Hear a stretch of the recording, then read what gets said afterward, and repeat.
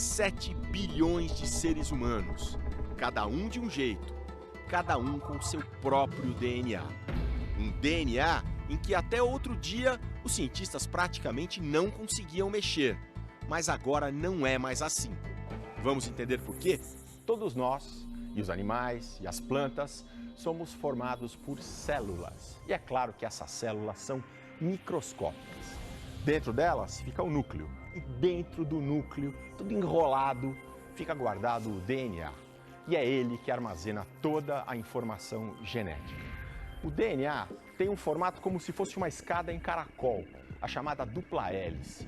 E ele é formado principalmente por 4 substâncias que a gente chama pelas iniciais: A, T, C, G.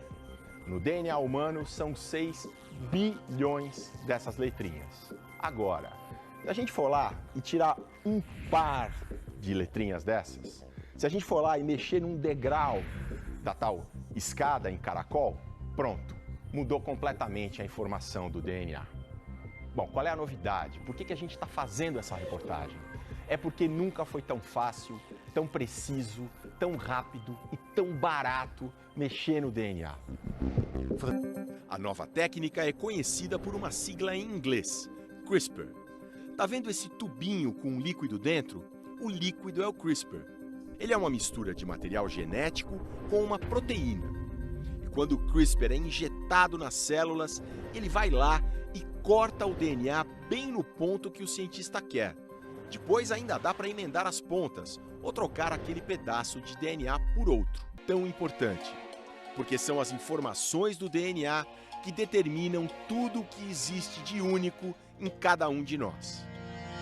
Quem vai ter olho azul ou castanho, quem vai ser alto ou baixo, ser bom ou ruim de bola, ter ou não alguma doença genética. Fátima, você tem a doença falciforme, né? Tem a doença falciforme. Essa doença genética prejudica a circulação. Vamos supor que a sua veia é a Avenida Paulista e acontece um acidente, para tudo.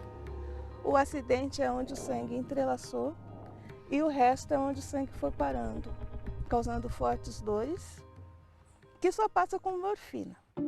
Mas esse sofrimento pode estar com os dias contados, graças ao CRISPR, como explica este professor da USP. É possível, por exemplo, obter células doentes do próprio paciente, né? Fazer esta correção no laboratório, utilizando a técnica do CRISPR, e devolver essas células corrigidas geneticamente para o mesmo paciente.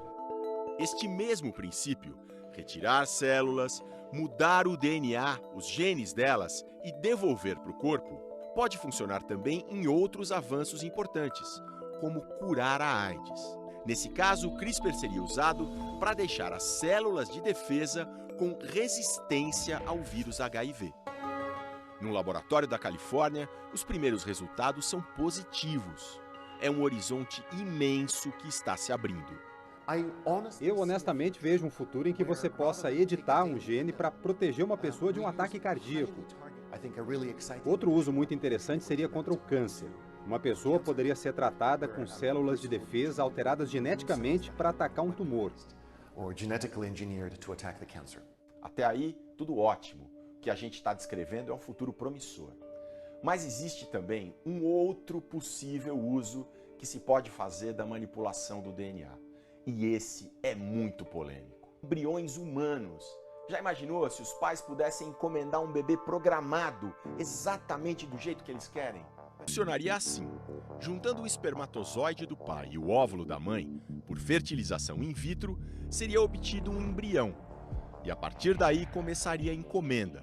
Alterar o DNA para o bebê ter olhos de uma determinada cor, para ser um grande atleta, para ser super inteligente, para não carregar genes ligados a alguns tipos de câncer, seriam os super bebês.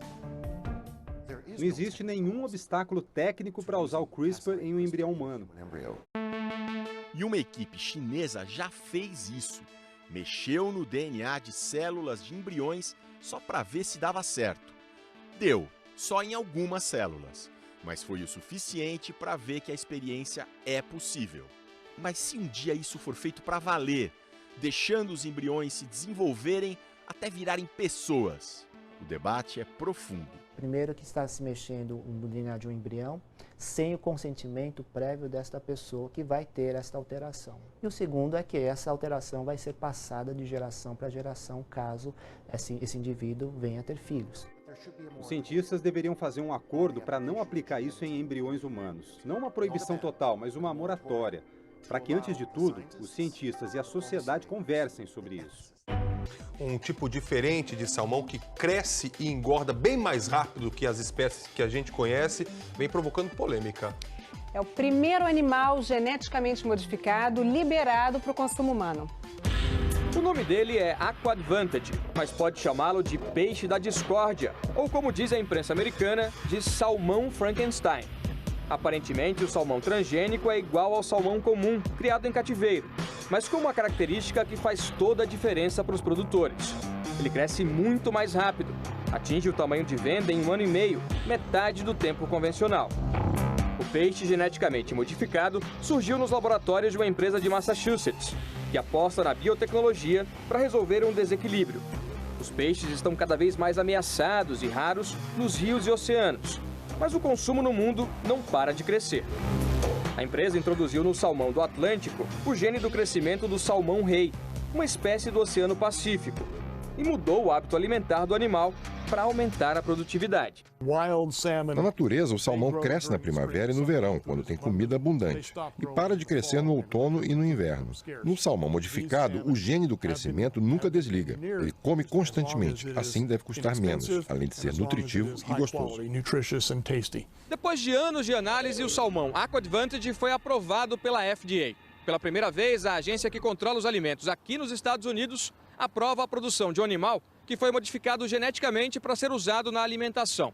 A FDA diz que o salmão é nutritivo e seguro para a saúde e para o meio ambiente, mas a decisão gerou polêmica.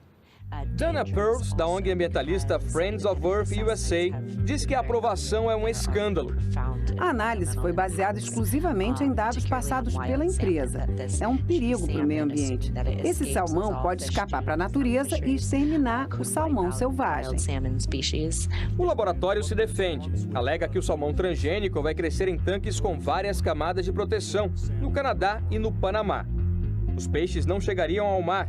E se chegarem, existe ainda mais uma defesa. Esses peixes são estéreis. Se tiverem contato com o salmão do Atlântico, não vão se reproduzir.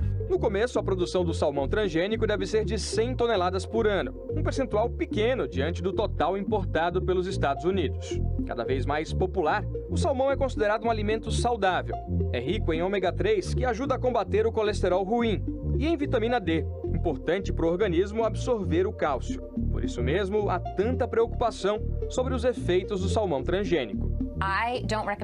Não existem estudos de longo prazo sobre o que os alimentos geneticamente modificados podem provocar na saúde. Por isso, eu não recomendo o consumo. Esse salmão foi examinado pelas autoridades mais do que qualquer peixe na história. É tão seguro quanto qualquer outro salmão.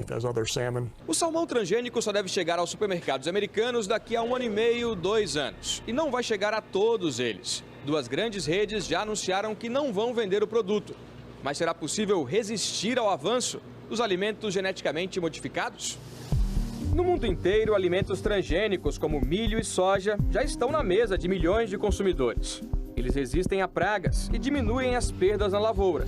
Os cientistas ligados à indústria acreditam que a aprovação do salmão geneticamente modificado pode abrir caminho para outros animais com genes manipulados em laboratório. Tem pesquisas sobre aves que resistem a infecções de bactéria e salmonela. Pesquisadores estão trabalhando para fazer com que os porcos também produzam gordura com ômega 3, como o salmão. Se eles forem bem-sucedidos, vão produzir bacon que faz bem para o coração. Grupos de defesa do consumidor reconhecem o desafio de alimentar cada vez mais gente, mas defendem o direito à informação. Os alimentos modificados precisam trazer no rótulo a informação de que são transgênicos. No caso do salmão Aqua Advantage, a FDA não obrigou os produtores a colocar isso na embalagem. O mínimo que se espera é que os consumidores possam escolher o que estão comprando para colocar na mesa da família.